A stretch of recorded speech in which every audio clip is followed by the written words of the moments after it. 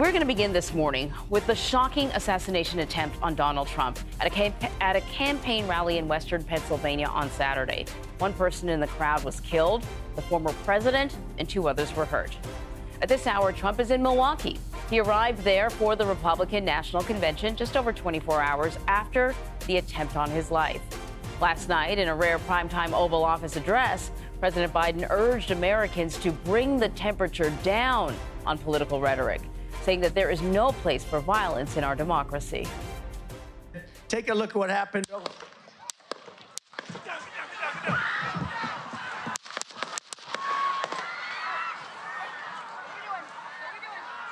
And so here is what happened. As Trump addressed a crowd of supporters on Saturday, gunfire erupted. You can see Trump react as something appears to hit his ear. He ducks down. He is surrounded by Secret Service, and there's blood dripping from the side of his face. He then asks for his shoes, and he asks the Secret Service to wait before escorting him off the stage. He raises his fist into the air and yells one word: fight. Well, the shooter has been identified as 20-year-old Thomas Matthew Crooks from a suburb in Pittsburgh, Bethel Park, Pennsylvania. Now, we know that he fired from the rooftop of a building just about 400 feet from the stage, and we know that he was killed seconds later, and investigators believe he acted alone. We do not yet know his motive. CBS News congressional correspondent Scott MacFarlane was at the rally and witnessed the shooting. Scott, I saw your coverage over the weekend. You yourself, as well as other members of the media, ended up ducking below the bleachers. Good morning.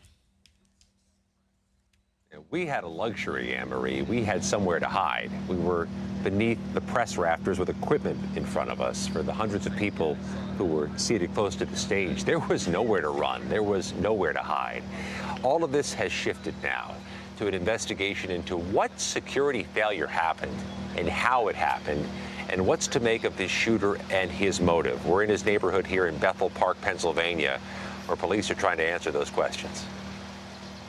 It was shortly after 6 p.m. Saturday, and just minutes into former President Trump's speech in Butler, Pennsylvania, when the unthinkable happened. Sources say the shooter got off 6 to 8 rounds with his AR-style 5.56 semi-automatic rifle. Trump says he was hit in the right ear by a bullet, while 2 people were injured and 1 was killed. Within seconds, Secret Service counter-snipers shot and killed the gunman. It's still very surreal. Like, it's hard to believe that it happened. I just freaked. I have tears now. Sources confirmed to CBS News police were alerted to a suspicious person spotted outside the security perimeter as rally-goers were filing into the event. Officers briefly lost track of him before he reappeared on the roof of a nearby building. The local sheriff confirmed an armed municipal officer was hoisted onto the roof of that building, but fell off when the shooter pointed his rifle in the officer's direction. That's when police say the gunman turned around and opened fire into the crowd. Some attendees, like Linda Green, feel security should have been much tighter. Are you thinking, I need some answers as to what went wrong? Right. I was like, why weren't they on that guy? Trump told the Washington Examiner Sunday he rarely looks away from the crowd, and had he not done so in that moment, he would not be talking today.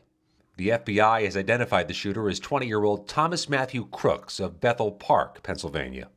Investigators say they found rudimentary bomb materials at his home and in his vehicle, and a suspected triggering mechanism in his possession. Some of his neighbors were told to evacuate the area. They asked us to leave our house. They told us it was a state of emergency. No warning. Law enforcement sources say the rifle found on the shooter's body was legally purchased by and registered to his father. Investigators say they have not yet uncovered a motive, and so far believe Crooks acted alone. He was a registered Republican and did make a $15 donation to a progressive organization in 2021, according to the Federal Election Commission. Crooks worked at a nursing center and was a member of a local gun club. He was rejected from the rifle team in high school because he was a bad shot, according to fellow students. I don't think anyone would have thought this. It's crazy. The 2 people injured in the shooting, 57-year-old David Dutch and 74-year-old James Copenhaver, are now in stable condition. The one crowd member who died has been identified as former firefighter Corey Comparator. His wife said he died shielding his family from harm. His fire gear still hangs in his locker at the Buffalo Township Fire Department, where co-workers remembered him Sunday. He was one that, in the drop of a hat, would help anyone. Just wonderful man. Corey was a husband, a father, a volunteer firefighter, a hero. On Sunday night, President Biden addressed the nation from the Oval Office. A former president was shot, an American citizen killed, while simply exercising his freedom to support the candidate of his choosing. We cannot, we must not go down this road in America. And the president ordered an independent investigation into the shooting. The U.S. Secret Service director issued her first statement since the assassination attempt, among other things, expressing condolences for the firefighter who died at the rally, Anne-Marie. So listen, Scott, I know it's early on, but there's so many questions. You know, the Secret Service is usually incredibly thorough. And when I saw the layout of the area, I wondered why there weren't Secret Service members already on that rooftop.